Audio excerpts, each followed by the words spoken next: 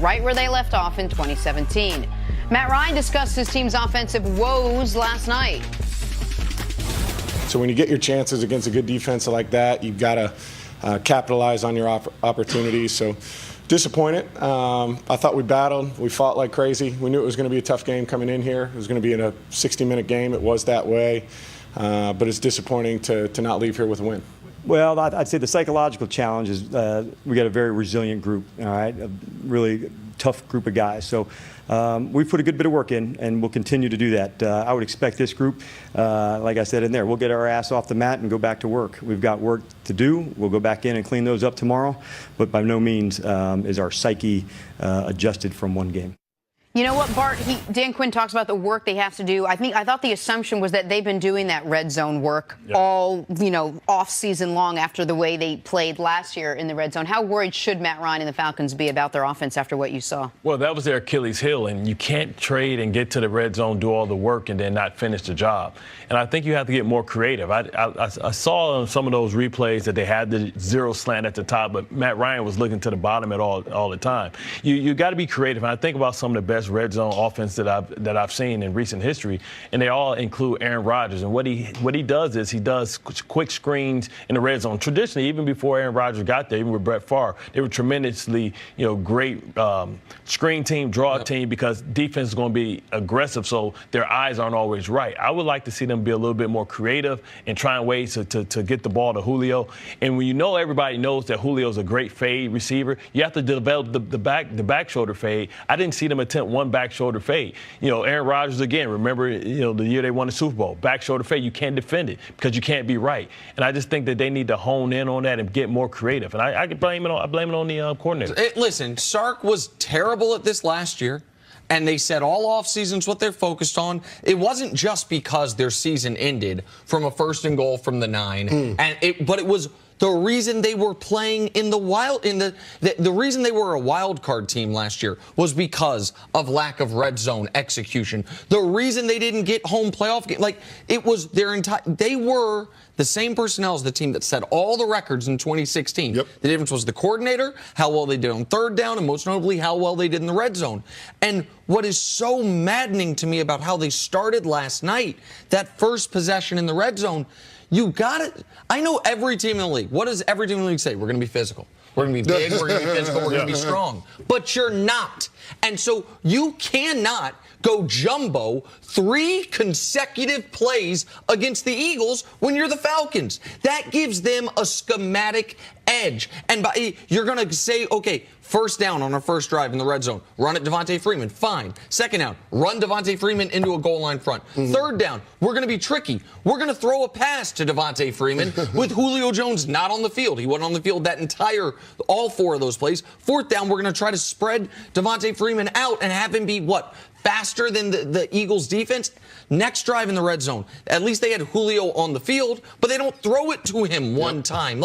He's your best player. Yeah. He's one of the best players in the league. If you want to run from the goal line, go spread. Make the Eagles go spread. Don't go against their strength to try to prove a point that you can't prove. It almost felt like macho play calling.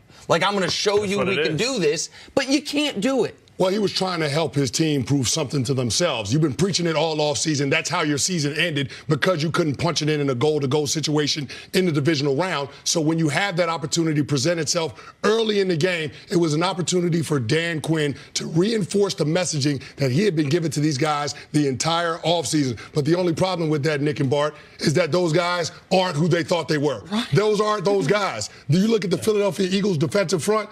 They bullied the Atlanta Falcons offensive line in that situation. And the 4th down call, Nick, when the jumbo package of Devontae Freeman to the corner, I don't mind challenging the support of the defense in a run game in the goal line, but you do that in early downs and distances.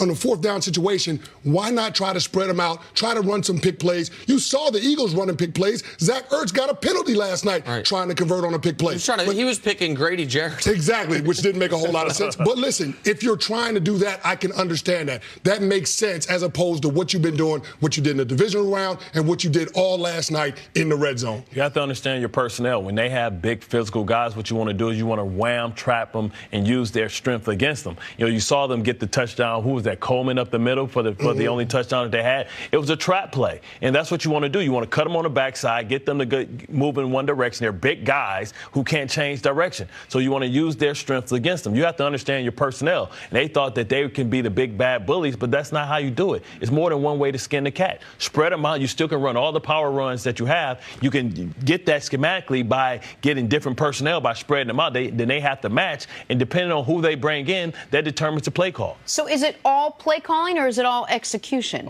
I think it's a combination of both, but it starts with what Nick and Bart said. You can't fool yourself. Bill Parcells used to say it all the time. Worst thing you can do in the NFL is try to fool yourself. And I think Dan Quinn... What do you mean by that? Well, I think Dan Quinn got caught up in trying to get his guys to believe that they could be a team that could play that kind of football with the Philadelphia Eagles. But what have we been talking about the Eagles all preseason? How their big guys are better than everybody else's big guys. And the offensive and the defensive lines. They upgraded. You saw Hello to Nadia on that first goal line stand. He was a man in there. Mm-hmm. And that's exactly the type of football that the Eagles play, which is why they match up well against anyone. And listen, some of this, a lot of this, the majority of this, I think, is Sark. But Matt Ryan, the $150 million man, he's got to take some ownership of it as well. Whether it was missing the slant that could have been for a touchdown, whether it is on what could have been the final play of the game, would have been if not for a very soft illegal contact penalty, not even giving you guys a chance. He sailed it out of the end zone like it was third down instead of fourth, or the actual last play of the game where you make it to where the only way Julio's getting a touchdown there is if it's Canadian football and the field's wider. Like, this is... Matt Ryan in the red zone yesterday was 1 for 9 with a pick. Yep. Like, that's unacceptable. They're like a miscommunication. 0 for 3 to Julio Jones. Let's hold on. And the pictures, maybe miscommunication, but the 1 for 9. Since the start of last year, Matt Ryan has thrown the ball across the goal line in the end zone to Julio Jones 20 times. They're 1 of 20. 1 touchdown in 20 attempts, 1 catch in 20 attempts. For some context, it's not like Julio isn't getting the opportunities. He's got the second most in that time for any player in the league. The only guy with more is DeAndre Hopkins, we were talking about earlier, who for a few of those games had Deshaun Watson thrown to him, but for the other games, bad quarterbacks. He's had 23 attempts. Balls he could catch in the end zone. He's got 12 touchdowns. Julio is an amazing player, and some of this I'm sure is on Julio, but hey, you're going to be hard to convince me that Julio can be an A-plus player everywhere on the field, and then he forgets how to play football in the red zone. But this is, to me, I don't know if either one of you guys were ever on a team that had a bugaboo all year and ended up being the reason you lost in the playoffs. But if you did, that's what this was for Atlanta last year.